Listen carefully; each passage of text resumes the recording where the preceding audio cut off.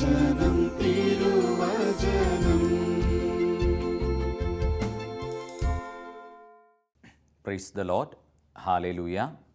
ഈശോയിൽ ഏറ്റവും സ്നേഹമുള്ളവരെ, ഒരിക്കൽ കൂടെ നല്ലവനായ ദൈവം അവിടുത്തെ തിരുവചനം കേൾക്കുവാൻ നമ്മളെ തിരഞ്ഞെടുത്തിരിക്കുകയാണ്. കർത്താവ് പറയുന്നു, ഇതാ ഞാൻ വാതിൽക്കൽ നിന്ന് മുട്ടി വിളിക്കുന്നു. ആരെങ്കിലും എൻ്റെ സ്വരം കേട്ട് വാതിൽ തുറന്നു തന്നാൽ ഞാൻ അവൻ്റെ അടുത്തേക്ക് വരും. വെളിപാട് പുസ്തകം 3-ാമത്തെ അധ്യായം 19-20 തിരുവചനം. ഓരോ മനുഷ്യൻ്റെ ജീവിതത്തിലേക്കും കടന്നു വരാൻ ഒരു പഴുത് തേടുന്നവനാണ് ദൈവം. അതുകൊണ്ട് പലപ്പോഴും നമ്മുടെ ജീവിതത്തിൽ സംഭവിക്കുന്ന പല കാര്യങ്ങളും യാദൃച്ഛികമല്ല. അതിൻ്റെയൊക്കെ പിന്നിൽ നമ്മുടെ ജീവിതത്തിലേക്ക് കടന്നു വരാൻ പഴുത് തേടുന്ന ഒരു ദൈവത്തെ നമുക്ക് കാണാൻ പറ്റും. കുറേ വർഷങ്ങൾക്ക് മുമ്പ് നമുക്കൊക്കെ അറിയാവുന്ന ഒരു സംഭവം അമേരിക്കയിൽ നടന്നു. അമേരിക്കയിലെ വേൾഡ് ട്രേഡ് സെൻറ്റർ ഭീകരാക്രമണത്തെ തുടർന്ന് വേൾഡ് ട്രേഡ് സെൻറ്ററും പെൻറ്റഗണും ഒക്കെ തകർക്കപ്പെട്ട ഒരു വലിയ ദുരന്തം. ആ ഒരു വലിയ ട്രാജഡി 2001 സംഭവിച്ചപ്പോൾ ഒരുപാട് മനുഷ്യർ മരിച്ചു. അങ്ങനെ ആ ദുരന്തത്തിൽ നിന്ന് എങ്ങനെയൊക്കെ രക്ഷപ്പെട്ട മനുഷ്യരുണ്ട്.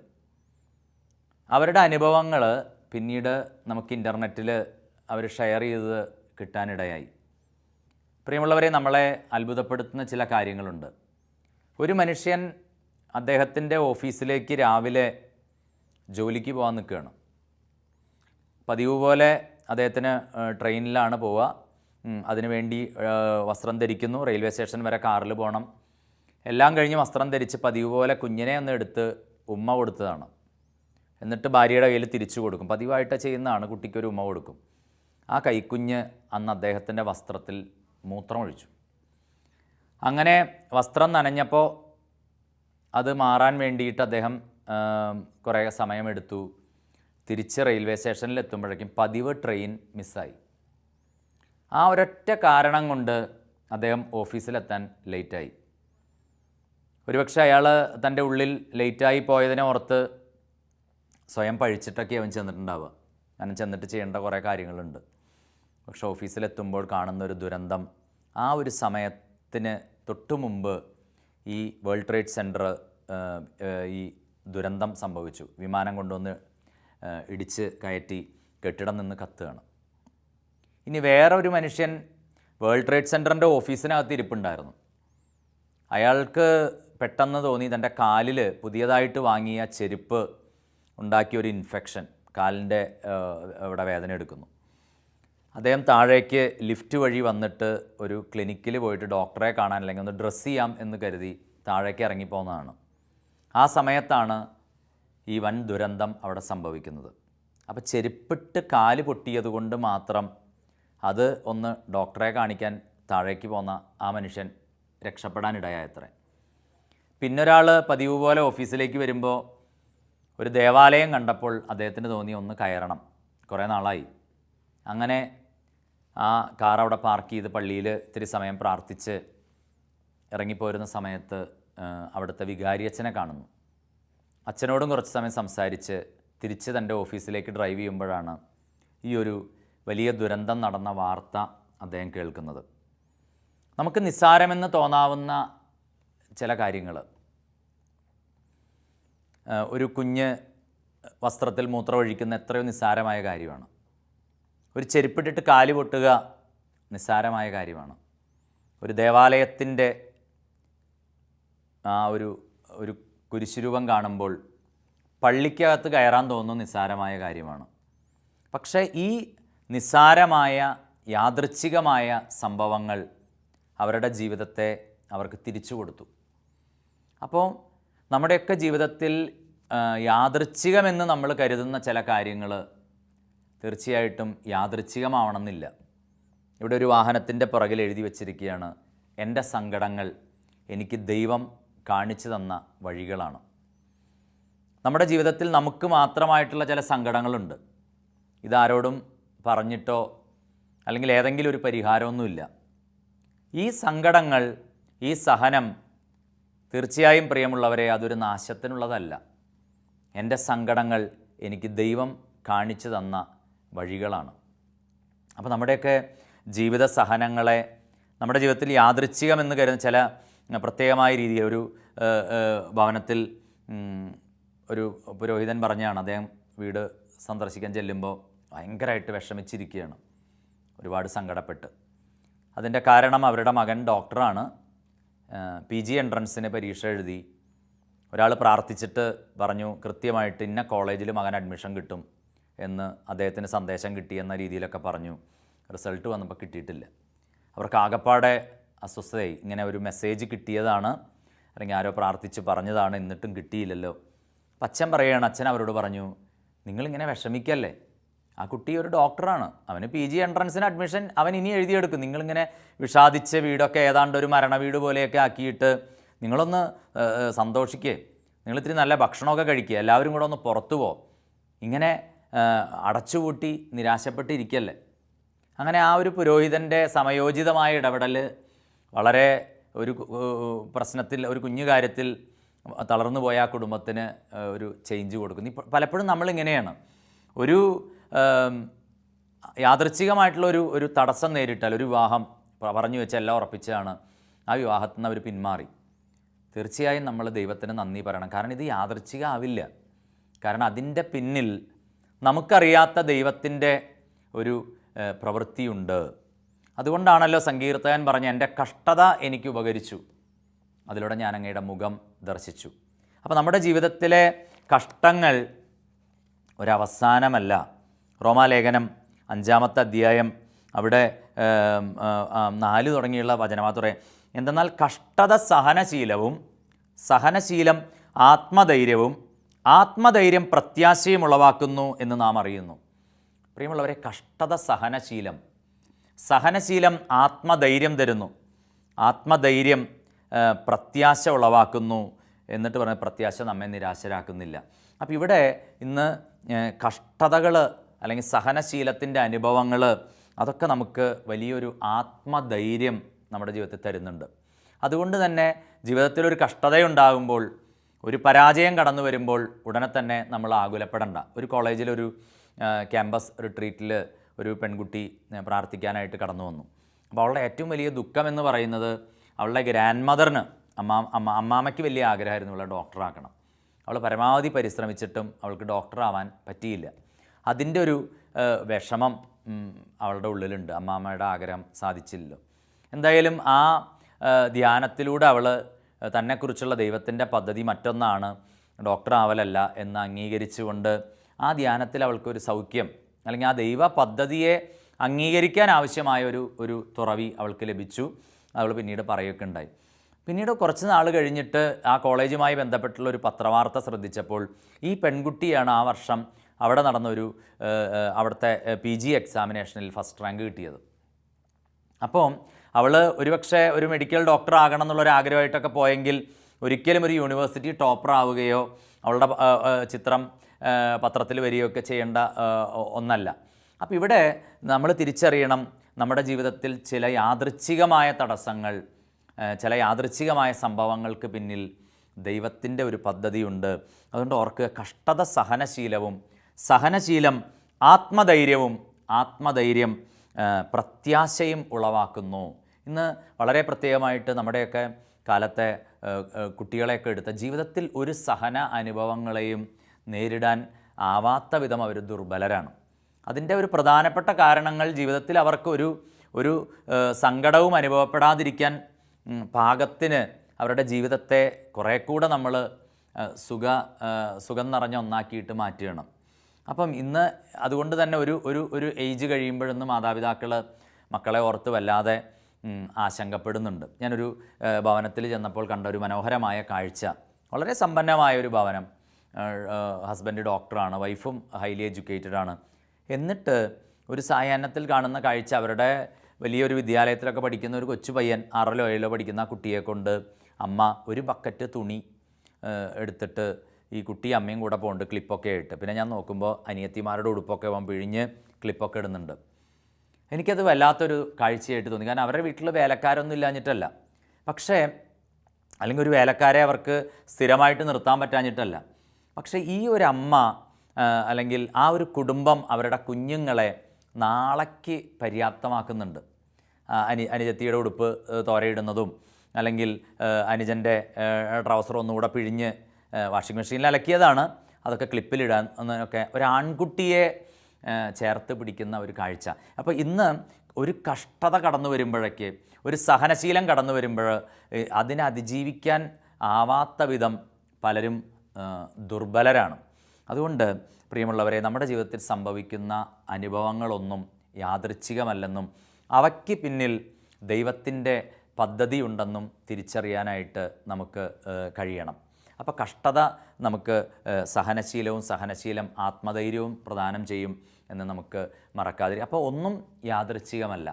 അതുകൊണ്ടാണ് ഒരു കൊച്ചു കുഞ്ഞ് വസ്ത്രത്തിൽ ഒന്ന് മുള്ളി, അല്ലെങ്കിൽ ഒരു ദേവാലയം കണ്ടപ്പോൾ ഒന്ന് പ്രാർത്ഥിക്കാൻ തോന്നി, അവിടെ പോലും ദൈവത്തിൻ്റെ ഒരു ഇൻ്റർവെൻഷൻ നമ്മുടെ ജീവിതത്തിൽ സംഭവിക്കാം. കുഞ്ഞു കാര്യങ്ങൾ നമുക്ക് യോഹന്നാൻ്റെ സുവിശേഷം 1-ാമത്തെ അധ്യായത്തിൽ ഒരു മനുഷ്യനെ നമുക്ക് വളരെ സുപരിചിതമായ ഒരു രംഗം നമുക്ക് കാണാൻ പറ്റും. അത്തിമരത്തിൻ്റെ ചോട്ടിലിരിക്കുകയാണ് ഒരാൾ.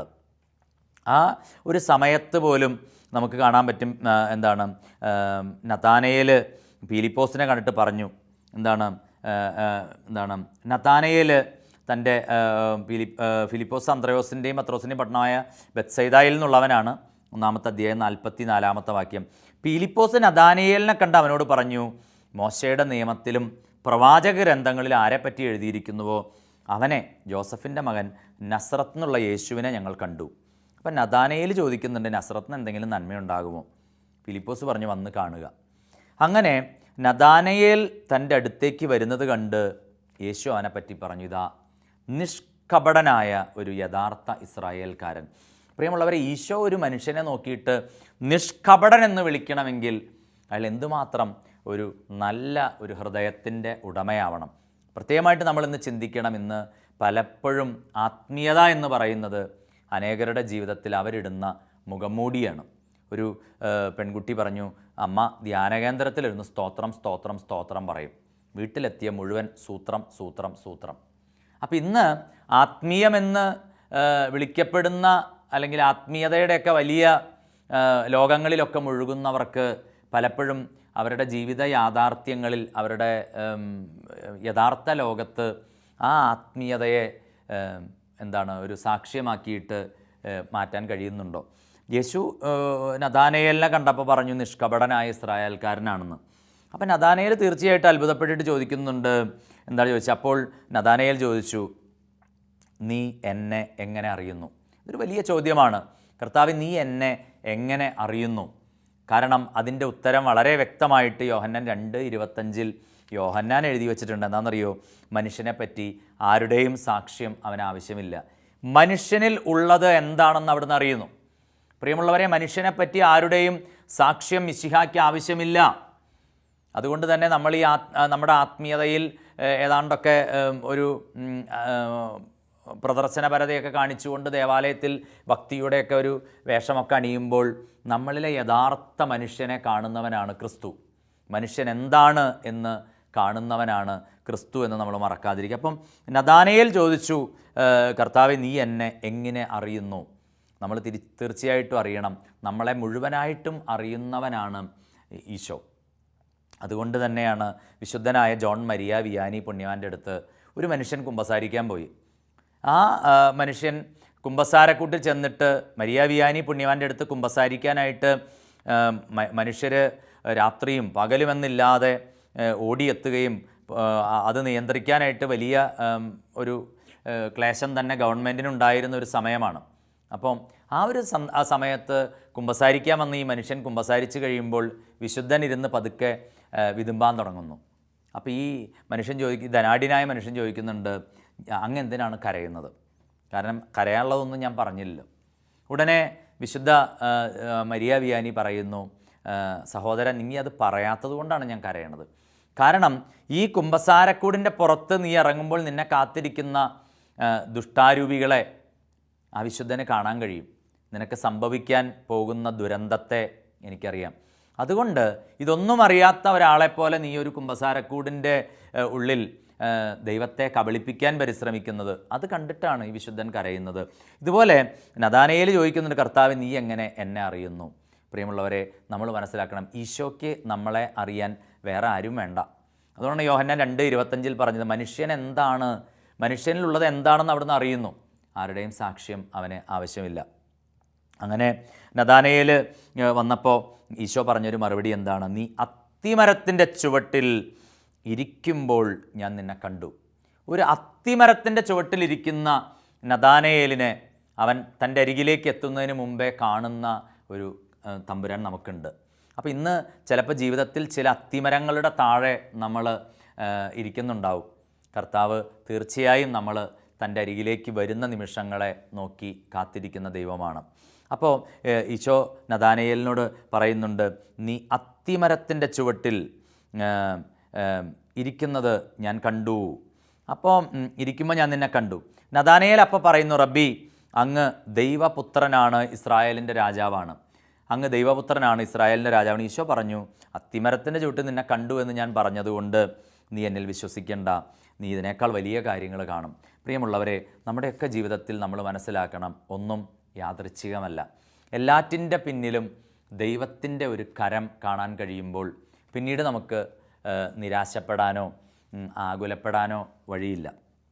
അതുകൊണ്ട് തന്നെ നമ്മുടെ ജീവിതത്തിൽ യാദൃച്ഛികമായിട്ടെന്ന രീതിയിൽ കടന്നു വരുന്ന ചില സങ്കടങ്ങൾ, ചില തടസ്സങ്ങൾ, അതെല്ലാം നമ്മുടെ ജീവിതത്തിൽ നല്ലവനായ ദൈവം നന്മയാക്കി മാറ്റും.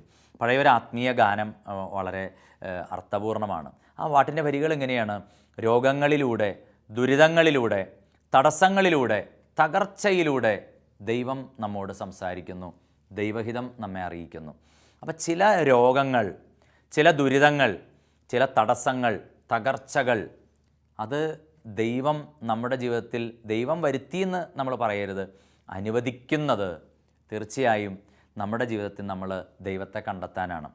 ഒരിക്കൽ ഒരു വളരെ സമ്പന്നമായൊരു കുടുംബം, ഒരു സ്വർണത്തിൻ്റെയൊക്കെ ബിസിനസ്സും മറ്റുമായിട്ട് ഒന്നിനും കുറവില്ല, വളരെ നന്നായിട്ട് ഈ ലോക കാര്യങ്ങളിലൊക്കെ വ്യാപരിച്ച അത്യാവശ്യം ഒരു ഞായറാഴ്ച കുർബാനയൊക്കെ ആയിട്ട് പോകുമ്പോൾ പെട്ടെന്ന് അവിടുത്തെ മകളുടെ കുഞ്ഞ് ഒരു വിദ്യാലയത്തിലേക്ക് വിട്ടതാണ്, പ്രശസ്തമായ വിദ്യാലയത്തിലാണ് പഠിക്കുന്ന കുഞ്ഞ്, ഒന്ന് കുഴഞ്ഞ് താഴെ വീഴുന്നു.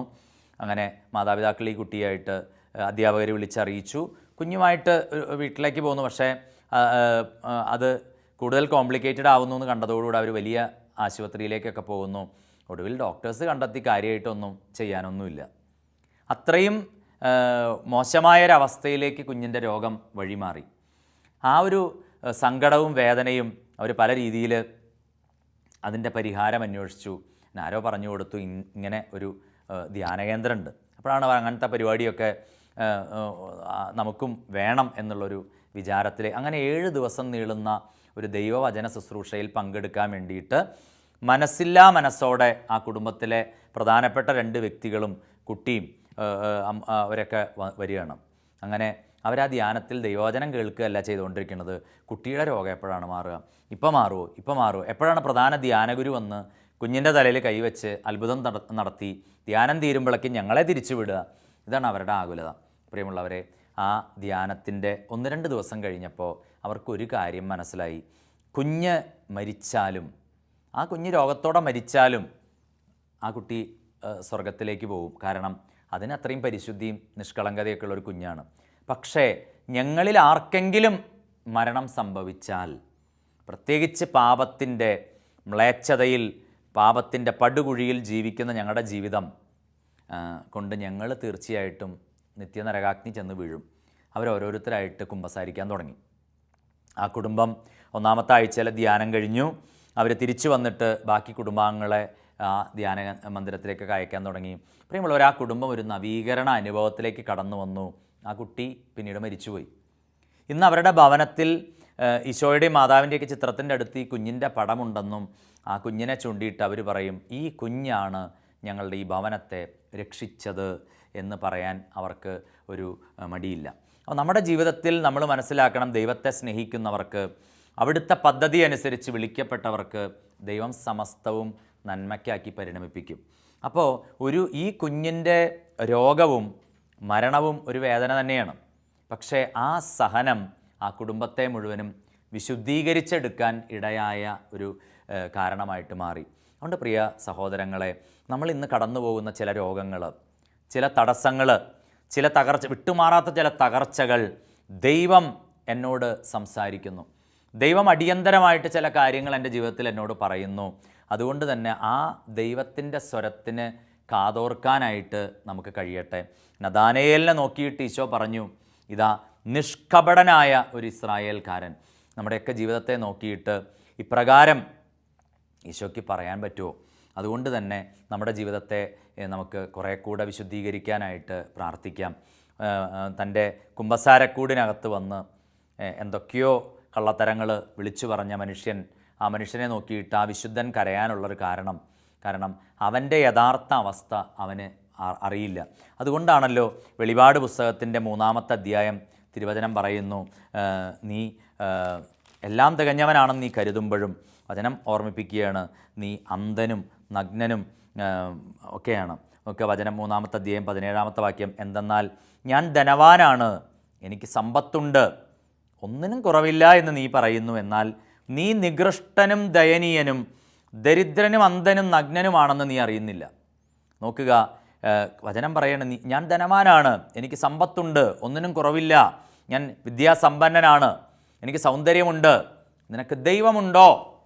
അപ്പോൾ അതുകൊണ്ട് തമ്പുരാനില്ലാത്തൊരു ജീവിതം, ദൈവത്തിന് കൊടുക്കാത്തൊരു ജീവിതം, വചനം പറയണ നീ അന്ധനും ദരിദ്രനും ദയനീയനും നികൃഷ്ടനുമാണെന്ന് നീ അറിയുന്നില്ല. ആരോ പറഞ്ഞു, ഒരു കൊറോണ വന്നാൽ തീരാവുന്ന അഹങ്കാരമൊക്കെ നമുക്കുള്ളൂ. ഒരു കൊറോണ വന്നാൽ തീരാവുന്ന പ്രശ്നമേ നമുക്കൊക്കെ ഉള്ളൂ.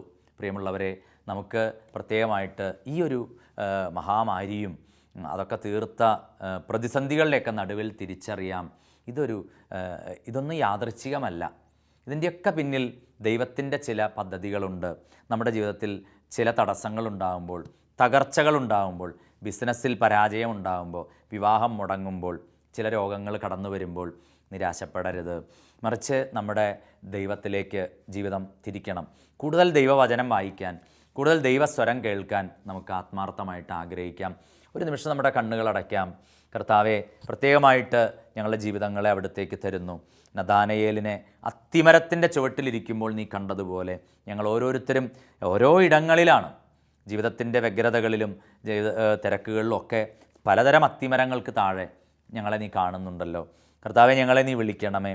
ദൈവമേ, രോഗങ്ങളിലൂടെയും ദുരിതങ്ങളിലൂടെയും തടസ്സങ്ങളിലൂടെയും തകർച്ചകളിലൂടെയും നീ ഞങ്ങളോട് പറയുന്ന സന്ദേശം തിരിച്ചറിയാൻ, അതിനനുസരിച്ച് ഞങ്ങളുടെ ജീവിതങ്ങളെ ആ ദൈവം ആഗ്രഹിക്കുന്ന വഴിയിലേക്ക് തിരിച്ചുവിടാൻ, ആ വഴിയിലൂടെ സഞ്ചരിക്കാൻ കൃപയരുളണമേ. അമ്മേ, ഈശോ മിശിഹായുടെ സകല വാഗ്ദാനങ്ങൾക്കും ഞങ്ങൾ എന്നേക്കും യോഗ്യരാകാൻ അങ്ങ് പ്രാർത്ഥിക്കണമേ. ആമേൻ.